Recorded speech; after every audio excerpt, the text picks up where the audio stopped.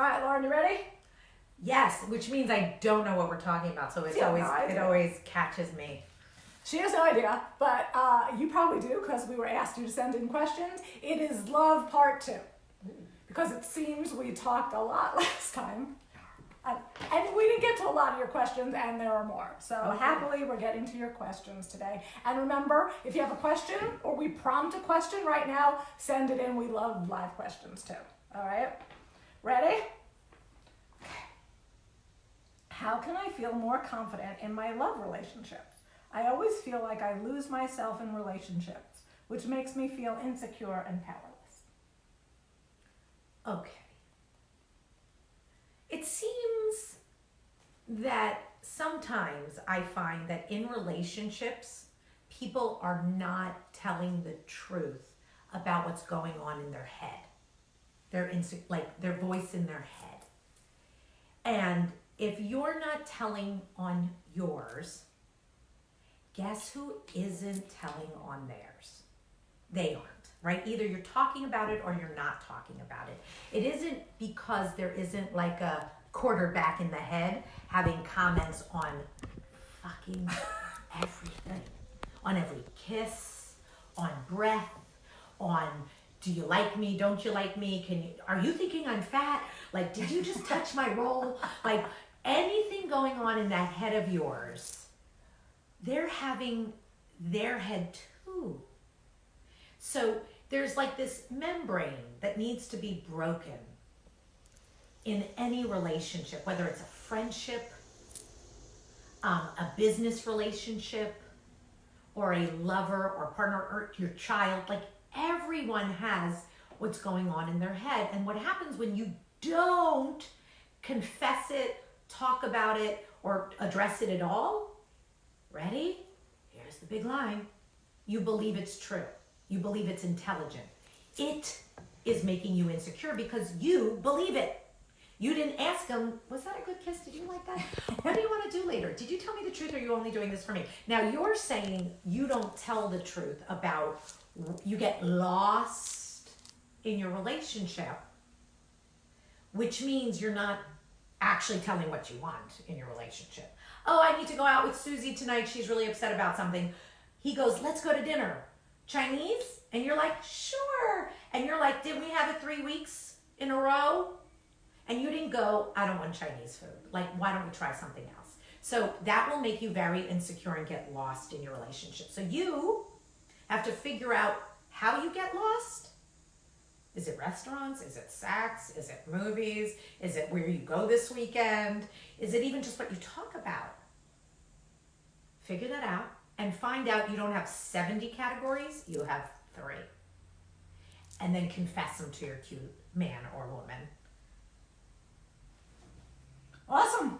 Yeah, look, it's hard to have self-confidence if you're not being yourself. It's really like... What a one-liner! It's really that simple and almost devastating, right? Because you're like, oh, right? Because we paint it so much prettier than it, like lost in the relationship versus I'm lying. I'm omitting half of what I'm thinking because he's going to think or she's going to think I'm crazy, I'm picky, I'm high maintenance, and blah, blah, blah, blah. And that's how we all disappear in the relationship. Only then you never can trust him or her to actually really like you because you sold them much nicer than you. And don't worry, he's also in his head. Completely. Right? Like you think what's happening to you is your own little private Idaho personal mess. And like he doesn't have one. And I work with a lot of men, and I swear to God, here's what I know. No one knows how to talk about that dimension. Like it's a dimension of inner dialogue, inner conversation, and everyone's lost in a sea of BS in their head that they never confirm, find out about, or even understand how to present, right? And so if you start to confess, like, I was watching this Facebook Live, and the sisters said that I'm not talking about everything going on in my head. And so I want to tell you the 4 things that go on in my head. And I'm really into you. I'm really excited about us. But there's these 4 things that go on in my head that I think you're thinking. Can I confirm, find out, and tell on myself and confess what my goddamn head's doing? They say everyone has a goddamn voice in their head. They say even you do. That's Right, very helpful in there. Right? And so if I tell mine, will you tell yours? And can we go there? It's sexy. He'll be like, oh, okay, what do you got? I'm like, what do you got? It's like gossip, right? Start gossiping about what the hell your head's doing.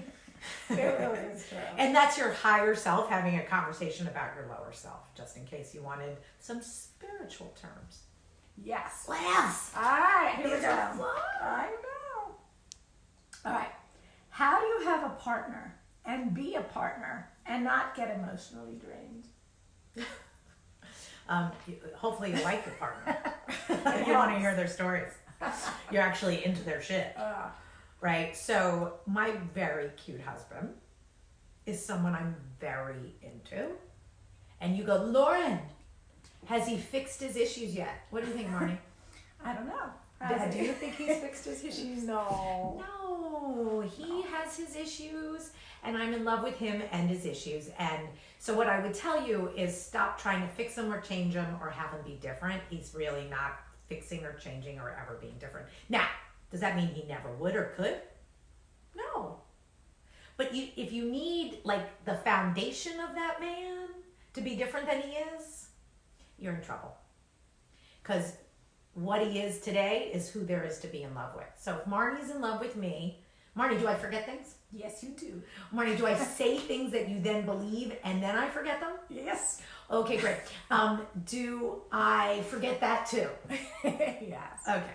So there's like policies to deal with my freak flags. So anyway, the bottom line is you and your man or you and your woman have freak flags and they're not changing and you're not accepting them. And we even have a talk on freak flags. So go find our talk on freak flags. You're having freak flag trouble. Yeah, it's traits or idiosyncrasies that just aren't going away and that have always been there. They really are. And we all have it. So please enjoy it. It's only emotionally draining if you're trying to fix them. And then most of the time I really find if you're trying to fix them, you're just getting the attention off of what needs fixing here. I can point to everything my husband's doing wrong, but it doesn't get me a lot of good. And I really can find an equal crime to what I'm pointing at of mine. So that's way more useful than getting emotionally drained by them. We have a question from Diane. Okay. She's torn between two lovers. Neither of them, right? Is that what she's asking? That's what Neither of she's- them, right? I don't know. First of all, are you lying to both of them? If you're lying to both of them, the odds are very bad that yes, both of them need to go and you need to deal with why you're such a cute. I'm an ex-liar. I'm a recovering liar. Yes. Especially as a lover. So I have plenty of wink and compassion for you. And then you may be poly. What does that mean? You want to have an open life and an open relationship. As long as you're not lying, it's cool. And as long as they agree and they have the same rules, that's cool. So open your relationship, tell the truth, and don't pick one if you're not sure. Or if you're trying to get married and have children and you pretend you're monogamous, you need to deal with why you're such a liar. And you need deeper Handel method on your parents and where you came from. For shit, sure. Much Did more. Good, Diane. Did we answer your question? Right. Tell the truth. Make sure everybody knows everything, and figure out who's leaving you because you told the truth, or if you're all just like a happy little new future race Completely. where sex is okay by consenting adults. Or if you're torn between and want to keep one, then I'd listen to our last Facebook Live where Lauren went into the 3 H's and head, heart, and hoo-ha and see what's cooking there and which one you're selling out or which one is making up for another one, a lost H over here. So there's some investigation you need to do. And thanks for asking your question. Yeah, we love it. All right, cool. All right, next one. All right, this one's more of a friendship community love one. But she's been like dying to get it in, so we're letting you slip in. Cool. All right, and it's a long one. Here we go. I am craving a sense of belonging and community, not just to single individuals, but to a group. I've got many friends I love, but I feel like I'm the satellite, and they do not have any connections between them. One problem I see is that we all live in different cities, and that they are very different. Do I have to build a new gang in the city where I live? What promises do I have to keep in order to form a girl gang or even a girl-boy gang in the non-criminal sense? Well, first of all, there is no, once you accept the mission of I need a gang, it's like dating or finding a job or finding an apartment, right? Like you're gonna have to hunt, and the hunt is fun. Okay, so yes, you need to find a community where you live. Okay, because it's just more fun and it's important, and you can't have too many friends. You actually can't have too many friends. I've never heard, like I have lots and lots of friends, but I have my gang, I have my inner gang, I have my most important girls ever, I have my that is like the most fun, is to be great at love and have people you love. And I call it boat people. Like if life was like you come to Earth and you are literally here to pick up souls that you're going to spend eons with, and drop off souls, get people off the boat if you don't love them, right? Or if they're drunk, all the time. Anyway, you literally, like, it matters who's in your life. So you need to actually figure out how to bring people together. And that gang of, where you're the satellite, I would call a Zoom meeting where you introduce everybody and like literally go around and go, I wanted everybody to know each other. Maybe we should all do a weekend together once a year. Everybody can come. I wanted to introduce. So you like go further on getting community together and even getting that gang to be friends. I was at a party at her house last weekend, 2 weekends ago. And it was a birthday party. I had nothing to do with putting the birthday party together. I had nothing to do with the guest list. And no one even knew that I had originally probably brought all the connections. Like no one even, I wasn't even part of the storyline. Like 10 years later, everyone ran away with each other and are in love. And so even though you are saying that they don't all, like maybe they won't all get each other, that's the lie. Right? Like they could all fall in love with each other. So get busy. Here, the promise is go out and make a coffee date with someone you admire or are into or think is cool, like 2 a month. 2 a month. New person in New York or wherever you are. Okay? We have a question from Valentina. Excellent. How do you tell? Wait, let me make sure. Did I answer? I think you answered. I think another great promise is like, it's knowing that when you meet some great person that you really connect with, they've already done some of the work that you're doing, right? So I would have that new person that you admire, like, and want to be friends with, bring 2 of their friends and start, you know what I mean? I like to piggyback on someone else's research. I'm a little lazy, right? And smart, right? Like, why should I figure out what town I want to live in? Let me go to some smart people, and they already did all the work. So I would use a great person's years of picking to put a party together and have a promise like that of meeting a person and then meeting their friend and keep going. And just so you know, I met I was at the Void, right, which is a great organization. I was at the Void, and she had someone from Bumble who just does dating, like friend dating in whatever local city. And it's a brilliant idea and a brilliant app, and it's growing. So you could even like go shopping for friends, swipe, swipe, swipe. So it could even be like done at home with your feet up. Okay, so that would be how I'd entertain myself and start to hack. And then you could really like look at their resume, right? Like, oh, she works in entertainment. Wow, she went to Duke too. Okay, like you could go shopping for a great girl, okay, or a great guy. Okay, cool. What's our question? Valentina wants to know, how do you tell the difference between a trait in someone else you're not okay with versus it being too judgmental or just being one of your projections? Everything's a trait, right? So is it a trait that, like, everything goes back to my traits, right? So if you really want to go back to everything and go, what's the originating source? It's epigenetics.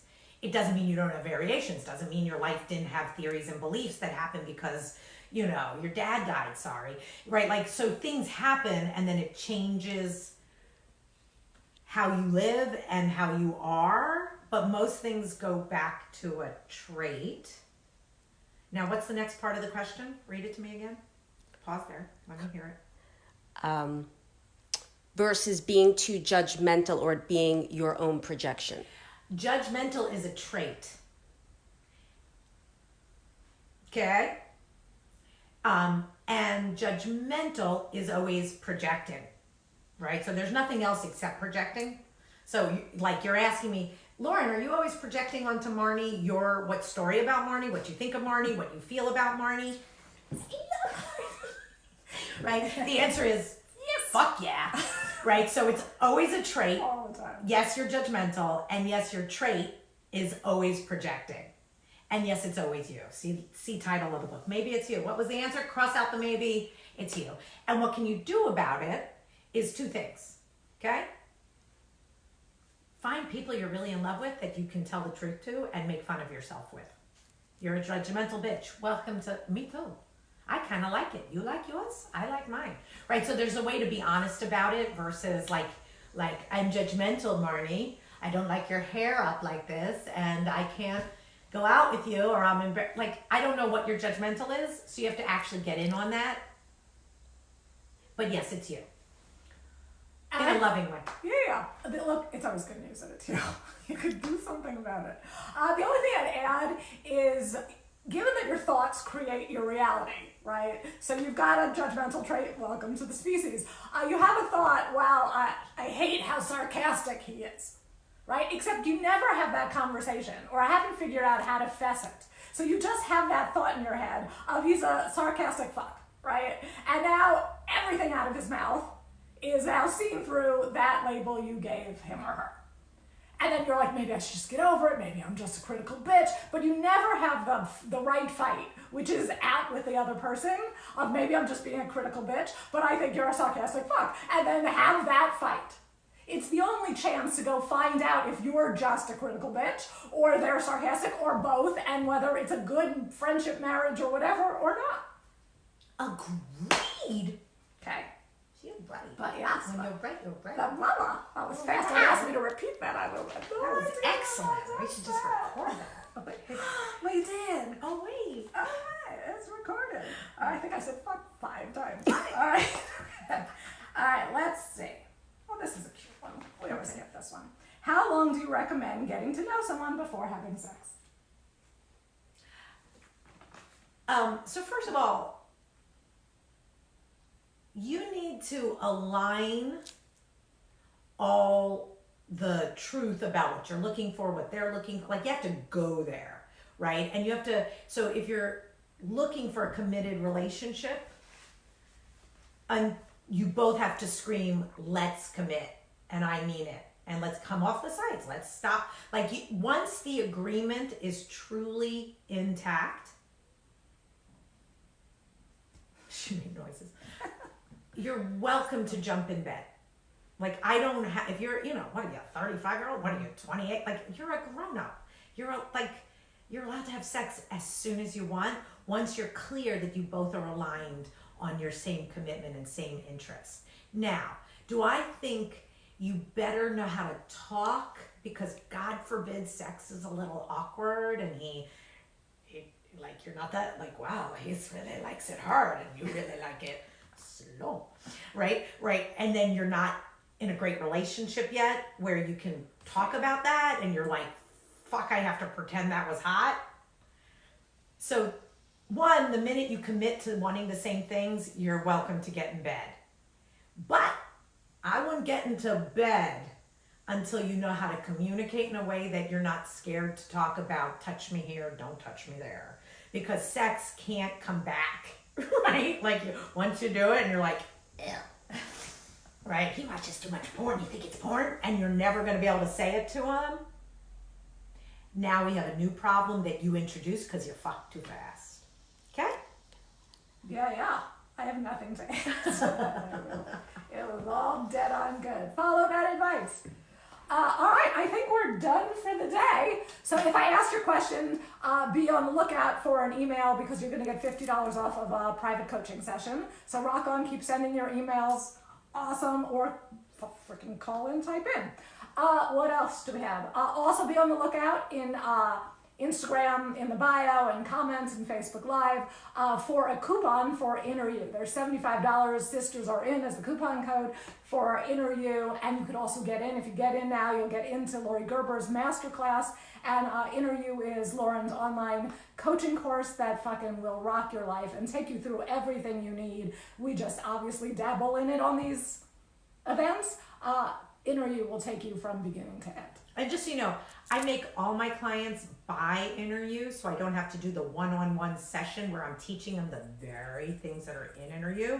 So I then can like customize, like let's just get to work, but I don't need to teach you the content. Can you imagine how much money people are spending to get the very stuff on interview out, which I already taught?